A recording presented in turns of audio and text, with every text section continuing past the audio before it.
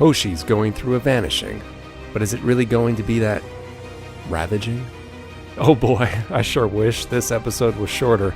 All I can say is, don't use the transporter. I'm Josh. I'm Justin. And this is From There to Here. Well, this week's episode is called Vanishing Point. This is Season 2, Episode 10, and according to IMDb, this is what it's about. After Hoshi uses the transporter to avoid running into a storm, she starts to feel very strange. And on the IMDb, this has a rating of 6.9. That's not... We'll talk about it. Yeah, we can get into that. Yeah. No, We'll get into it. What do you have? Well, during production on Wednesday, October 9th, it was a special day. Scott Bakula was welcomed with a red carpet to celebrate his birthday, and his trailer was draped with streamers and banners. Production personnel wore black baseball caps with the word Captain on it to mark the occasion. Also, I'm glad they had this as a piece of trivia because it was bugging me where I knew this guy. Guest star... Do you mean Hoshi's dad? Yeah. Yeah. Do you know? Who he is? Well, I recognize him from a few things. Okay, Yeah. Well, this tells you. Keon Young, I don't know if that's how you pronounce it, who plays Hoshi's father, previously portrayed baseball legend Buck Bokai in the Deep Space Nine episode If Wishes Were Horses. There you go. So... Was it just that episode he was Buck Bokai? Did he show up one other time? I don't know, but I know that he said he was Buck Bokai because he was wearing his underwear. What? In that episode, he goes, "You're not the real Buck Bokai." He goes, "Well, then why am I wearing his underwear?" Okay, I don't remember that line. I thought you were trying to be cute here. No, Okay. no, that was... Okay. I'm not that good a writer. Okay. Oh, okay. Oh, boy. Where do you want to start with this one? I think we need... Do we need to make a new award for It Was All a Dream? We don't have one of those awards. Well, what would be the best It Was All a Dream episode or the worst in all of Trek? Are there that many? I don't know. That's a good... It's a cliche in general. It is. In fiction, but... The Sleeping Beauty Award? No, that's like the Chakotay. Soapy Chakotay. Soapy Chakotay. We'll come back to that. Yeah, I'm going to think on it. Yeah, but I think we could name it after Hoshi. The Sato Surprise. We could call Surprise, it was all a dream. Call it the the name of the guy in the episode. The Cyrus Ramsey Award. Cyrus Ramsey Award for It Was All a Dream. It Was All a Dream. I like the Hoshi Surprise. The Hoshi Surprise, it's all a Hoshi dream. Surprise? Yeah. Okay. I like the idea of using Cyrus Ramsey. Well, I like the sound of it too. Yeah. We can do that. The Cyrus Ramsey Award for It Was All a Dream. So, overall, is this good or bad? What do you think? I'm kind of crossed right now. It was fine. Okay. I didn't dislike it. It's not high praise, though. No, I mean, I think maybe there was a lot of missed opportunities or something. Yes. But, I mean, it's not like it was bad. And not necessarily... well, I guess it is because of this episode, because it directly involves a piece of technology that is new, that we as... Trek watchers had gotten accustomed to. And I actually found myself thinking as this episode was playing that this whole season and this episode should have been what the first season was all about. This kind of stuff, where you're terrified of the transporter or your universal translator doesn't work. They flirted with that once in the first episode. Yeah, but not enough. Oh, I agree. Come up things more. like this is what the show should have started doing. And so did I like it? I mean, yeah, it was okay. A little formulaic, of course. It's a hodgepodge of different Star Trek episodes. Like I kept making the next phase sound effects when she would pass through things. When she inevitably walked through Scott Bakula, all I could hear was Quantum Leap. Oh, right. And it's just, been there, done that. Yeah. So it's not that it's bad. And better. Arguably better. I mean, Yeah. yeah, sure. I mean, as goofy as the next phase is, far superior. well, it's a ton of fun. Oh yeah, it's so ridiculous. But it's so much fun to watch. oh yeah, This, you're right. I mean, and the next phase, whether there's a dream or not, is irrelevant. It's the same concept where they can't see you. And yes, it has been done better. yeah. I think Does Voyager have an episode of they can't see them? or someone is Someone, not off the top of my head. I can't think of one now. I don't think so. Yeah, I can't think of it. I can't. No, I'm not. Well, it's There's been episodes where someone's like maybe something where someone's phased, or I mean, I guess other than the next phase, I can't for the life of me think of one now. Just can't. Oh well. There's been episodes where someone's left alone on the ship. Yeah, but that's different. I agree, but that's as close as I can think of at the moment. I feel, but like you said at the beginning, I feel like this is a trope. Well, I was referring to it was all a dream, and that's a trope in Yes, in general. Yeah. So. But I feel like this episode, for the first half, had me pretty engaged. I mean, it was fairly formulaic, like you said. Yeah. But I was engaged. I think the second half is where it went downhill. And the second half, I'm actually saying the second half begins when Hoshi pretty much turns invisible. Mm-hmm. Nobody can see her. I was like, yeah, okay. Well, now she can't interact with anybody. maybe they should. Okay, well, never mind. Writer's room. Never mind. Well, she couldn't interact with anyone after that, and So it gets a little stale. it does. And then I felt like I joked with you, and usually we don't talk during an episode, but we talked a little bit during this one because it was kind of goofy. But I thought it was like, oh, now she's getting high school treatment where people are just Right. ignoring her. I was like, okay. But there's this subplot of these aliens that are trying to Blow up the ship. whatever. But But they're completely generic looking lizard aliens. it means nothing. And they're speaking an alien language. You don't know what they're saying. yeah. And I'm like, well, who cares? What's their motive? We don't know. And we've got this generic action music that's supposed to be exciting, but it really isn't. And is it Linda Park? Yeah. She's not built for action, so No. she's doing the best she can. That's just not her forte. Like Right. Patrick Stewart, great Also actor. not built for don't action. do action. Do Shakespeare all you want. Please don't do action. Oh, Don't make that sound. No one knows what you're talking about. that's the sound of Picard getting punched by Soren in the face in Generations. There you go. Now,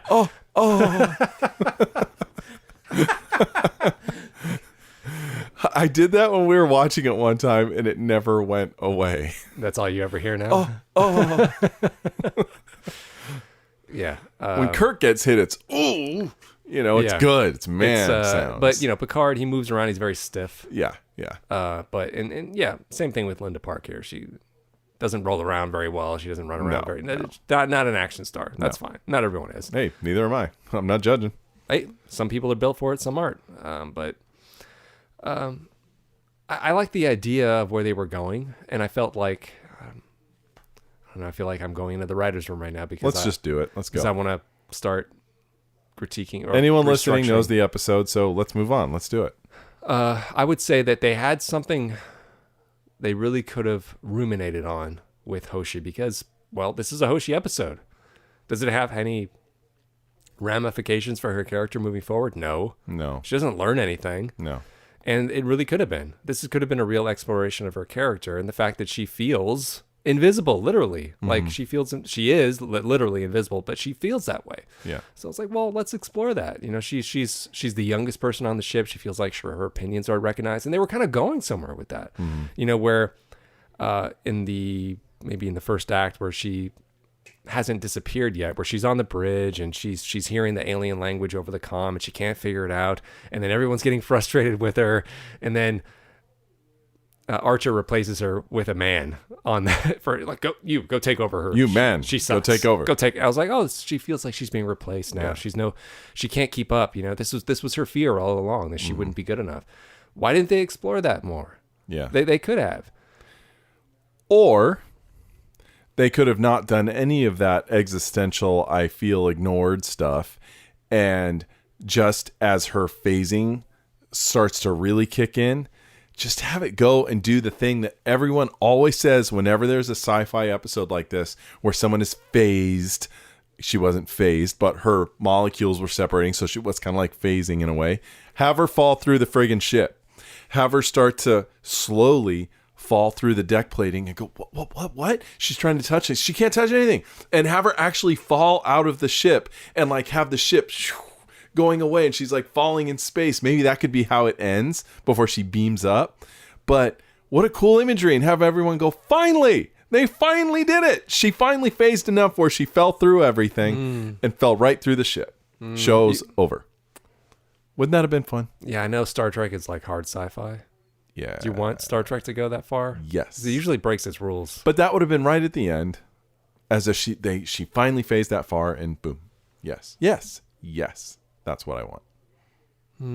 Sometimes I don't like them to actually pay attention to real science, because then it gets a little goofy, or physics, like, when that cut scene from Nemesis where they put a seatbelt on the bridge. Right. I'm like, oh, that's kind of cute, but you can't really put that in there. Right. It's like, no, just joke about it. Because then they won't fly around the ship anymore. No, it's just now you're bringing real world thinking into this sci-fi show. Right. Or I don't think that sci-fi is really its important element. People could argue with me on that. I mean, but I think it still would have been fun. Okay, fine. But I think that could happen in our revision. But I think that ditch this second half scenario with the bomb, with the aliens planting a bomb. No, yeah, it's just it didn't go anywhere. There's no weight. There's no gravity to it. I remembered probably within 20 minutes of watching this episode what was going on. Did you? Well, I knew the overall plot. I didn't remember about the bombing alien guys. Well, I remember that she was like caught in the matter stream or something. That I actually, as it played out, I couldn't remember Okay. the resolution, and I didn't. Okay. No. I was like, it's all happening in that few seconds. I was like, okay, now I know. Right. Not saying it ruined the episode, but again, I mean, it's a trope, a cliche that it was all a dream thing, but that wasn't a bad premise where it's all happening while she's caught in that matter stream. That's not bad. No, I don't mind. I didn't mind that. I didn't mind them using it. I felt that they just didn't take advantage of it. I agree. They really could have allowed her to grow as a character, and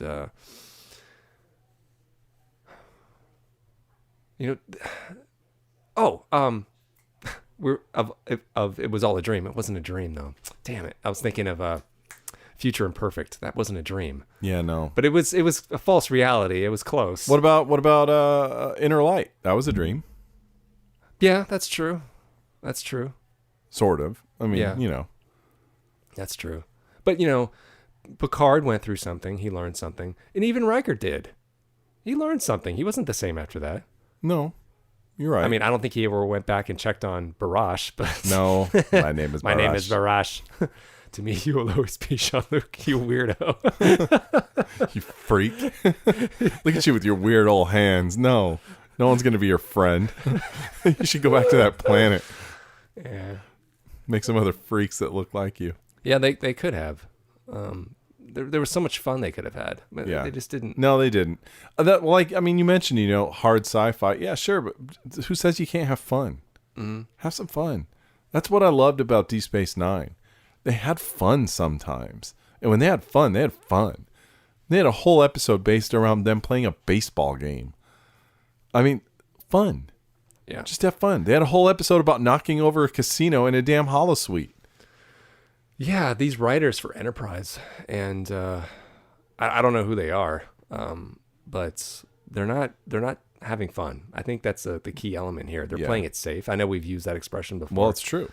They're just playing it safe. They're not taking it. They're just watering things down. It's very bizarre, but because they don't do it every single time. Sometimes they do. Sometimes you can feel them wanting to, but then other times you're like, here's a chance. Just have fun, especially because it's all a dream. Well, this reminds me of like a generic one we watched recently, Marauders, like where it was just okay. Yeah, but and I had such a great change for that episode. I don't remember that one. Lots of changes, good stuff. That the colonists kill the Klingons at the end, right, and just have it go dark, do something different. Yeah. Well, why do they sometimes make a good episode, but then sometimes they'll just make kind of generic safe ones? It's bizarre. I have a feeling that there's something akin to that episode of Growing Pains that we watched where Oh my God. Ben realizes it's all a TV show and he goes into the writer's room and they have just a big spinning board and he throws the dart at, oh, next episode is a Ben episode or whatever, you know. They probably thought to themselves, well, I guess we haven't done one of those dream ones or something with the transporter. Well, who can we throw in there? And it's not inspired. It's just kind of a we'll put it together, you know, but no strike of lightning where someone goes, oh, what about this? You know, I feel like there are those episodes where someone in that room went, what about this idea? And everyone goes, yeah, let's go. But then there's others where there's like, man, I don't have anything this week. What do you got? Well, maybe the transporter. Someone's freaking out about that. Okay, who? Well, it's got to be the young one. So, and then you start building around that, and then it's just put together, assembly line. That's what this feels like. Well, why is it sometimes, and no, this happens often, where an episode is based around a particular character? Yeah. Where's the rule in that? Like, when do they decide this is going to be a so-and-so episode? I think it depends. Do they come up with do they start with the character first or the idea? I think it totally depends. Like this, if that's how the episode played, I think like could this episode have played if it was Mayweather, not Hoshi? Yeah, it could have been, but I think in this case they specifically went with Hoshi because she's the youngest, the most inexperienced, and the one most likely to panic. Mm-hmm. So they went with her. You know, if it was an episode involving settlers or you know long range ship captains, they go to Mayweather because he's got that. You know, it depends on where the story goes. I think. Yeah. You know. I mean, God, I was really thinking about the next phase just now. Because I mean, there's a lot of similarities, but sure. As goofy as that episode is, it is fun, but they managed to make it exciting all the way through, even when it becomes Ro running away from that Romulan. And it's ridiculous because they're running through walls, but they're not falling through the floor. He gets pushed out the window and he dies. But then, how they become unfazed at the end it still works and it's still fun. They're at the party. Yeah. They set the phaser on overload and then they reappear and everyone thought they were dead. And I'm like, oh, and it's got that great ticking clock, like they're gonna say engage right. There's a ticking at any clock, minute, and the conversation's going on. Meanwhile, like. Yeah, it's cool how they did that where Ro and Geordi are like, do this. Meanwhile, you hear that conversation just off to the side of them going, well, data, engage this. No, not yet, sir. And you're like, ooh, you know, they did a great job of ratcheting up the tension there and it worked. And so it all ends with them hugging each other. Yeah, and it also ends with the worst fake laugh. Did we bring that up last week? I think you did.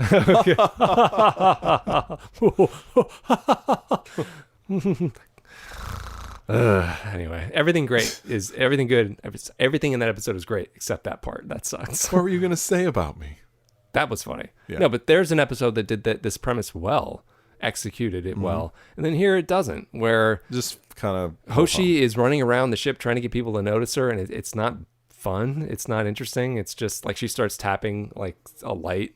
We don't know what this thing is, and it never goes anywhere. No, it doesn't. It's because I didn't remember quite how it ended. I thought, oh, he's gonna hear it say Hoshi. Yeah, something. But they don't. It doesn't go. It doesn't anywhere. actually. It's like no 3 minutes of a scene that goes nowhere. Yeah, that disruptor that the Romulan has in the next phase. It's set up and it pays off. It goes somewhere. So he was wearing it when he was changed.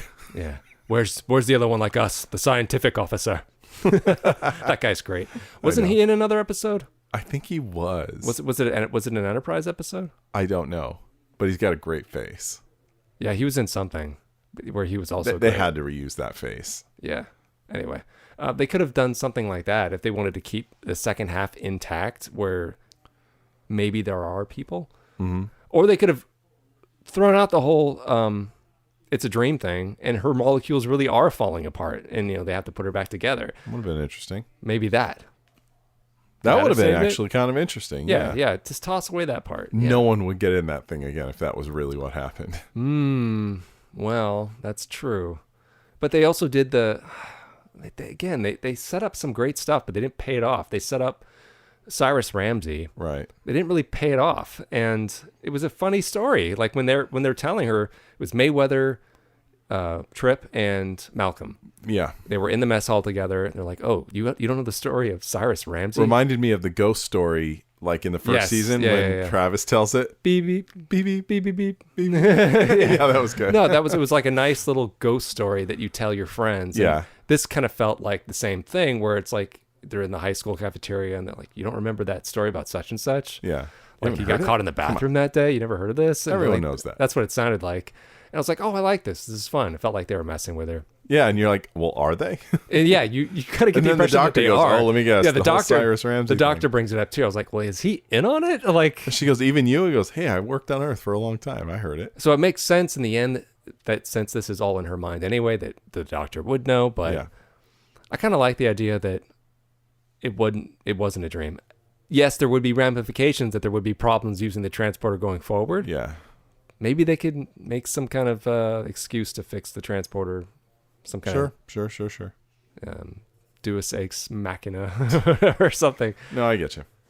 But I think an exploration of her character would have been better, because she's really been unexplored. This is her episode. Yeah. She hasn't had one. Mm-hmm. I mean, there's been episodes that have used her, like in the first season, but not really where it's centered around her. So I think this was a real missed opportunity to explore that character. Here's an opportunity they missed. So there's that part where the doctor and Trip go into I think it's a Jeffries tube, essentially. Very big Jeffries tube. Yeah. And they see the biomatter, and that they're like, okay, well, she's dead. She's gone.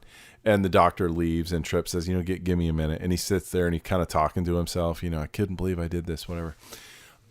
Maybe that, granted, this really only works if it's not a dream, but what a great moment to pick just the right Enterprise crewman to like break down in tears. What if it had been Travis? What if they got poor Travis to actually get some screen time? And maybe you like this. This is something that's come up before with you. You like it when the goofy guy gets serious. Well, no. Yeah. No. I remember you brought it up in reference to Starship Troopers. It's when Ace gets serious after Johnny's been dumped. Uh-huh. Oh, yeah. I love this. Like the funniest guy in the room gets serious all of a sudden. Funny how they always want to be your friend when they kick your teeth in. Rip your guts out. Yeah. Hey, man, you always got me. You got me to kick around. And he's serious. He means it. Oh, yeah, he's there for his boy. I dig it. Mm-hmm. No, it would, again, had it not been a dream, wouldn't it have been very poignant if like her molecules had spread and she's really walking around, really listening to people? Oh, yeah. Can I say something? Yeah. Like, did you notice the amount of times they use the word molecules in this episode? Quite a bit. It was a lot. And we're using it a lot now, too. So what if what if Trip, because he was the one that was there with her and didn't beam up first, or he beamed up first and all that. What if he's talking to Mayweather, and Mayweather starts to cry, and he goes, "Why are you crying?" And he goes, "She was just a couple of years younger than me." It kind of makes me realize this could happen, something like this. I'm just saying, just something unexpected, where someone has like a really genuine emotional reaction that maybe isn't even about Hoshi, like that. Like not Trip, who did I say? Mayweather. Maybe this saying, that could have been me. Maybe it could have been a moment where they could have explored a relationship between Mayweather and Hoshi, where Mayweather says, "I never got to tell her how I felt." Maybe. Yeah. Sure. Why not? Possibly. Yeah. Or, Malcolm could have said, "I wish I had gone to her quarters that day and she made me food with that hot plate that one time." Yeah. Anything. I don't know. But I like the idea of like an emotional breakdown from someone you wouldn't have expected that found her death very affecting for whatever reason. Yeah, I mean, even her dad didn't seem that affected. Well, that was a poorly written scene. Then again, I really had issues with that. I mean, do we have to mention every single time that it was a dream? So this is Hoshi's imagination going wild. So even her dad in her dream seemed very disconnected. He did. He's like, Hoshi is... He should be like, "Whoa! She's dead?" It should be like What the do you scene mean? in A Christmas Story. What is- I'm blind. Whoa!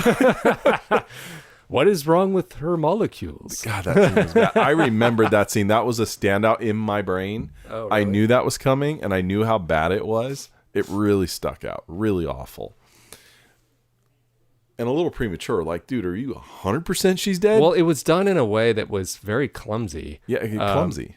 He didn't just say it. He didn't. He was like, you see, the thing is, we have this transporter thing, and So they told us she it transported was, someone. and we were told it was safe, But it's not safe. and so we have it. And did I tell you it was safe, by the way? What does this have to do with Hoshi? What are you calling me for? It was very. You want money? It took him a good, like, it felt like a good 60 eternity. seconds to get to the point where she's dead. And Yeah. he didn't actually say that. He's like, yes, something happened to her. Her molecules are dissolved or something. And it was still kind of unclear. He's like, well, what do you mean? What if Hoshi was walking around the ship, walking through walls, walked into T'Pol's quarters, and T'Pol's meditating, and a single bitty little tear You really want someone to cry during this Hoshi. episode. A little tear for Hoshi. Oh, come on. All right, maybe that's too much. I like the Mayweather idea. Oh, what, your idea about Mayweather? Yeah, just someone being like, man, that hurt. You know, or it scares me because what if it had been me, you know? There's nothing wrong with feeling that. It's human. I still like my idea of Mayweather wanting to confess his feelings for her. I mean, and then in the end, you know, she calls him up on it. I didn't say that. What are you talking about? What feelings? Oh, I just meant, you know, because we served together. That's all, you know. They could be like a sister. Bang, bang. Yeah, something like that. So overall, it was okay. I mean, It was okay. it was just okay. Let's do it. Rate it? Give me your rating. This is a tough call because I was enjoying the episode, but that second half really kind of kills it for Does me. fall flat. Like, I was probably hovering in like B range territory until it got to that second half. So, That's fair. And it is very formulaic. but it gets so, at least the first part was kind of fun, Slightly. you know, but that second half was just dull. And I think I'm gonna have to knock it down to like C plus. I was thinking the same thing. Yeah, C plus. It's unfortunate. It's almost. It really falls into that. It's guilty of not doing something interesting with what could be an interesting premise. Not even a new premise, but just a premise that's been done. You know, have fun with it. Yeah. So that's why I want to see it. Like, do something different. You know, everyone knows the trope about falling through the floor, so do it. Have fun. Anyway, as soon as I find it, I have some trivia. Would you like it? Well, you know, we have trivia from Marissa I know. as well. But okay, you have trivia specifically for me. Okay. Yes. Okay. I think we do awards first before we do trivia. I have one. Only Okay. one. But you can do trivia first. Go ahead. Well, no, if we do awards first, let's do it. Okay. I have the Trip Tucker Award for Petulance. Again. That goes to Hoshi in the beginning Okay. for, in my opinion, fairly egregiously throwing command structure to the wind. She just rips the communicator from Tucker's hand to talk to the captain. She goes, no, I'm not going to take the transporter. Nope, not going to do it. And then she gets up to, she gets to go take a shower, and Archer shows up at her door to her quarters. Go ahead and take the night off, kid. Gee, thanks, Captain. Now, can you get the F out so I can go to bed? Maybe I'll show up in the morning. Only if you want to, but I want you to go on that mission. I don't want to. Okay, that's all right. You don't want to. I understand. I'll assign someone else. And like I said to you towards the end of the episode, would they act this way if Hoshi was a young man? And I think the answer is no, which is very sexist. Is it really? They're only protective of her like this because she's a girl. If it were a young man, no, they wouldn't. Like I joked about, and you laughed with me because you know it's true. They would say, "Buck up, soldier! Get up and do this." So is that what you wanted them to grow do a with her? sack? No, I'm just saying. It's just an observation that They're going soft on her because she's a woman. they're going soft on her because she's a girl. You know, like all these guys are allowing her to. Well, I don't think they're going things. soft on her because she's necessarily because she's a girl. But I think because she just is soft. Well, I'm just saying, if it was a soft man, do you think Archer would have shown up at Johnny's quarters? Well, I mean, are you actually going to try to argue with me that people don't relate to men and women differently? Are you going to try to argue that with me right now? of course not. Okay, so what's This what's is your supposed point? to be Star Trek, where what's your everyone's point? equal. Oh, come on. What are you talking about? Yar was a security chief. Oh, come on. Although she never fought Worf, because Worf would have handed it to her. Yeah, but do you think that Picard would treat... He didn't. No, let me finish. Do you think he would treat Troy the same way he treated Yar? No. But I referenced that. I referenced Picard in that episode Lower Decks where Cedo Jackson walks in there all full of herself. And he hands her ass because Picard was not only was Picard a well-written character, the writers knew Picard. Picard would not act that way. And he would not let some young pup girl talk to him like that. Girl, man, whatever. He served her up as he should. Whereas this show, I think, was starting down that very dangerous road. I don't want to say woke, because woke wasn't a thing when this was out. But it was that starting that road where Archer is, like Malcolm points out, a little too friendly. Like, be the captain, you know? And, you know, showing up at... Could you imagine Picard showing up at Cedo Jax's quarters and leaning up against the door? Hey, kid, how you feeling? You don't have to come in tomorrow for work unless you feel like it. No. Okay, wait. We do have to remind... Right? No, we do have to remind each other this was a dream. This didn't happen. This was in her head. I guess that's true. But it is how they treat her in general. That is a thing. Yeah, but Archer's... I don't think you can... No, you can't pin Archer's actions entirely on that. No, because... All right, it was a dream, but still, I think it's a thing the show did and does that just gets highlighted in this, but I think it does happen, and I don't like it. Well, I disagree with you. I don't think it happens to the extent that you're talking about. I think that it happens with Hoshi's character just because she is soft. Right. I don't have a problem with that. Well, her character is. Like, I know. So don't be soft. You got to be tougher. I'm not saying it's good writing. I'm saying that's why they're doing it. I'm like that's their reason. I mean, I don't like it either because their character's going nowhere. Well, yeah, that's what happens. No, Our I character don't. Does go nowhere. But I mean that's what they did. I know. I can't change it now. Well, 20 years after the fact. I mean, we try and change every episode we watch. Okay, fine. Yeah, I mean, even in her dream, I wish that Archer had been harder on her. Just hard on her at all. Like, actually tell her, no, you're going to go because it's your duty. Yes, I wish he would have done that. But that would have been nice. Yes, it would have been. But this is Hoshi we're talking about here. Yeah, I know. So I don't think it's entirely fair if you would say, like, if it was a guy, do you think he would have talked to that guy differently? But he wouldn't have. I mean, are we talking about just a generic guy crewman that we don't know, or a particular one? No, a generic guy crewman, or if Hoshi as a character had been written to be a young man. I don't think if the character of Hoshi was written to be a young man from the start. Well, think about it. Yeah. How often do you tell a young woman, suck it up? Never. You don't, right? Never. But you would say that to a guy. Well, you would. Probably. Yeah, so would I. So, I mean, this is... But you want to. And you sure wouldn't show up at her door making sure she's okay. No. Okay, well, full disclosure. Yeah, I've done that in the past where I've told a woman, just get it together. Yeah. Do your job. Right. Deal with that later. Oh, I've said it to girls too. Yeah, and they get really mad. Yes, I know. But I'm just saying that... I don't know where I was going with this. I'm Cyrus Redblock. Yeah, I think I was trying to point out, maybe there's a little bit of hypocrisy in what you're saying. In that, is there? You just said that you don't do it, but you want to. No, but then I backed up. I have. So now you have, and I've gotten flack for it from the very girl that which I was has kept you from doing it in the future. Right? No, it's restrained you. No, because I don't bow to that crap. You got the job, you do the job. That's it. Mm-hmm. It's like Trump said. That story you told me.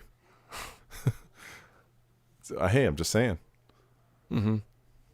Let's move on. Oh, okay. I do have some awards of my own. I do highlight Hoshi from the same scene, but it's for a different award.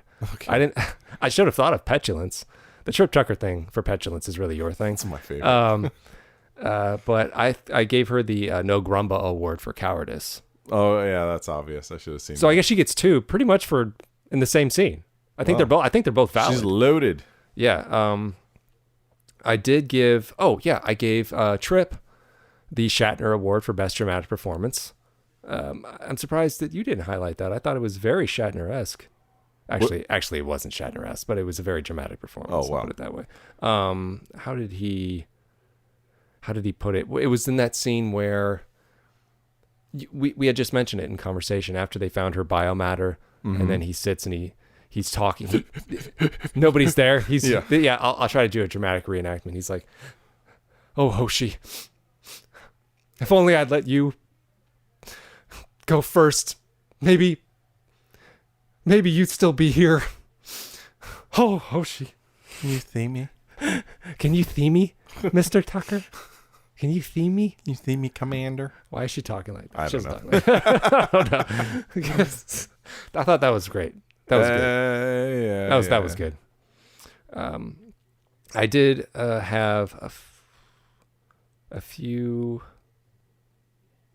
Well, we did mention it in conversation. I think the worst moment was the bad writing from Archer calling Hoshi's dad. Yeah. That scene was, you mentioned it during our conversation. Like, you're like you stopped and looked at me. You're like, God, this writing is so bad. It's so makes clunky. Me uncomfortable. Yeah, and it was just he couldn't tell him that she was dead, and it was like, yeah, get to the point already. It's kind of weird. I did have a favorite line in here. Oh, but I can't seem to find it anymore. Nope. I don't know. It's not a favorite line. It was clunky. I mentioned how many times I mentioned the word molecules. Oh, okay. This was Hoshi. I think she was talking to Phlox, and she said something like, "Oh yeah, there was something's wrong. Ever since that transporter, I don't know." And then Phlox was like, "Oh yeah, I heard something. There was a problem with the storm or something." And she said, "I'm not talking about the storm. I'm talking about my molecules." I was like, "Okay, you need to stop using that word, episode." It's getting out of control.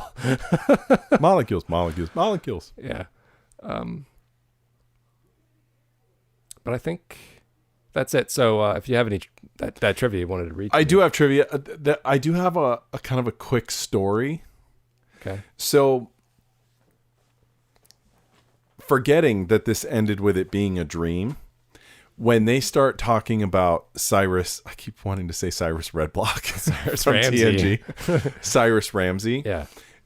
I kept thinking it was a joke they were all playing, like you said, like are they messing with her? Yeah.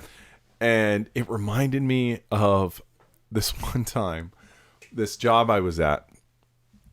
There was this woman who she looked like she was 70 years old, something like that. And she was very distinctive looking. Like she was Asian of some sort. And I don't know, there was something about her that you're just like, there's something like otherworldly, like just you want to know what her story is because she looks so unique, right? Like I'm telling you, she looks like she's 70. She moves real slow. She didn't talk like at all. I never, in the years that I would see her, she never spoke that I can remember. And my boss one day, just he and I, younger guy, are in a room, and she had come through for something, and she kind of walks out, and I was like, dude, what's the deal with her anyway? And he goes, you don't know? And I said, well, what do you mean? No. And he goes, seriously, dude, you don't know? How long have you worked here? And I said, well, a couple of years. He's like, how could you have worked here a couple of years and not know the story of Suki? And that Suki was her name. And I said, well, what? And he goes, okay. He goes, look, man, I'll tell you. But honestly, she told me this. And if she didn't tell you, then don't repeat it because she's very sensitive about it. So keep it to yourself. And I was like, all right, what is it? He goes, stone-faced. Yeah. And he goes, oh, God. I can't even repeat it without laughing. Okay. He goes, she came over in the boat with Bruce Lee. She trained with Bruce Lee. Like she's like a triple black belt. She could kill you with like a finger. But her English is so bad, she couldn't get a really good job. So she's doing housekeeping here. And I was like, no way. Are you serious? And he goes, yeah. She's like 74 years old. I mean, I feel really bad for her. But yeah, she knew Bruce. trained with him and everything. But when he died, there went her meal ticket, and she had to start doing housekeeping stuff. But don't tell anyone, man, because she's really sensitive, and like, you don't want to make her upset. She's really sensitive. And I was like, oh, okay. And I was like, well, all right. So I go about my business for the next couple months doing my thing. And I passed her multiple times thinking she could like roundhouse kick me any second. And so many months later, I'm sitting in the break room with that same boss and these two other guys. No, my boss isn't there. It's these two other guys. And unable to keep a secret, she must have walked by or something. And I was like, guys, do you know about Suki? And they both drop their heads and go, you fucking idiot. Did you believe that story he told you? He tells everybody that. So I could not believe how I bought that hook, line, and sinker, believed it for months, and then went to tell it like it was real, only to have it thrown back in my face. The moment that story started happening, I thought, oh, this is a Suki story. You know, like, where's the punchline? Yeah. Just an anecdote from my life of where someone actually did it to me, and I bought it like a complete idiot. Never heard this story before. This guy could sell ice cream to an Eskimo. I mean, he was really good at stories like that. Uh-huh. It always, to this day, I think about it and it makes me laugh. How everyone dropped their head and went, you idiot. He does it to everyone. That was a good story. I thought it was funny. So this relates to the trivia? No, that was just a story. Oh, okay. Relating to the episode, because of the Cyrus Ramsey story, or potential of it. Okay, so my trivia. When they tell the story of Cyrus Ramsey, what year did it supposedly happen? 2147. Close. 2146. Oh, come on. I was off by one? That's wrong. Roughly, how many meters was the first transport supposed to have been? 100. Yes. Okay. All right, my last one. What was the name of the crewman that was told to replace Hoshi in the comm station? The man. God. I don't know. Ensign Brown. Crewman Baird. Crewman Baird. Okay. Yes. Yeah, was not paying attention during that moment. I was hoping you weren't. Okay, let's see what. So Marissa has sent us trivia and given us answers now. Okay. So we have can't answers. Stand waiting. We have answers for these. So the trivia for Singularity. Let's see. Question number 1. Oh, sorry, not Singularity. Vanishing Point. I was wondering, are we going back? Like, that's the previous one. Vanishing Point. Question number 1. What does Trip think the hieroglyphics say? Ooh, this is the first... something about a tall man. Is that what he said? Tall men are popular. Like something like that. Because it was an image of a tall guy in between two short guys, like really tall. Oh, yeah, I don't remember that conversation at all. I think it was something like that. I'll look at the answers after we're done doing all of them. Okay, so number 2. How long was Phlox on Earth before joining the crew of the Enterprise? He mentions this? I think that's in the conversation when he tells Hoshi, oh, I served on Earth for this many years. That's why I heard this Cyrus Ramsey story. Okay. 5 years. Yeah, man, I don't even have a guess. I would say 5 years too then. Number 3, while on the gyroscope, Tucker says to Hoshi, "You're upside down, Ensign." Who else does he say this to upon meeting them? Ooh. Ensign Mayweather in the pilot episode Broken Bow. Yes, you're right. You're upside down, Ensign. You're a Trip. Sounds like Trip that. Tucker. I'm petulant Trip Tucker. Number 4, in the telling of the ghost story of Cyrus Ramsey. Cyrus Red Block. Where does it take place and what year? Well, the year we got already. Where does it take place? Missouri. Yeah, it was somewhere it was a state. It was one of the M's. I think it was Missouri. Minnesota? Minnesota or Missouri. Number 5.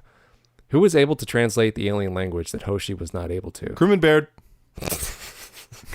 Did he actually do it? Yes. And she was all butthurt. He doesn't know how to do it. He's just a guy. He doesn't know things women do. Okay. Nice. All right, let's see if we can get the answers here. So, the answer to number 1 was tall guys are popular. Yeah. Okay. Number 2 was 9 months. That's how long he was on Earth. I was quite off there. 3 was Travis from the other person who was upside down. It was Madison, Wisconsin. Oh, well. May 2146. And number 5 was Crewman Baird. Oh, that was good. You're really good at that. I didn't know any of those. No. I was paying attention. Yeah, but you don't seem to remember the trivia is unusual that I ask you. I know. I never know the ones you ask. Bizarre, but you got almost all of those. I think because I was looking out for trivia this time. You got 4. You didn't say Wisconsin. You said Missouri. So you got 3 out of 5. Not bad. What was the other one I missed? 9 months. Oh, yeah. But yeah, you were right about the M part of the location, Madison, Wisconsin. Ah, okay. I knew there was an M in there. Yeah. Madison, Wisconsin. The Cyrus Ramsey. I don't know where you're going. Cyrus Redblock. Well, thanks, Marissa, for giving us the trivia. Yeah. Yes, thank you. That was fun. That's fun. Anybody else wants to send us in trivia? Go ahead. Please do. If you'd like to email us about anything, if you hate the show or anything else you want to criticize us about, it's podcastnx01@gmail.com. Of course, if you want to do us a favor, you could also give us a rating on in Apple Podcasts and leave us a review as well. That really helps us out if you want to be kind. Or you could leave a negative review too. We don't mind those either. Hey, that's attention. I'll take it. Yeah, that's fine. So what is coming up next? Precious Cargo. Oh, right. Okay, yeah. All right. Well, I'll see you in the next one. Okay.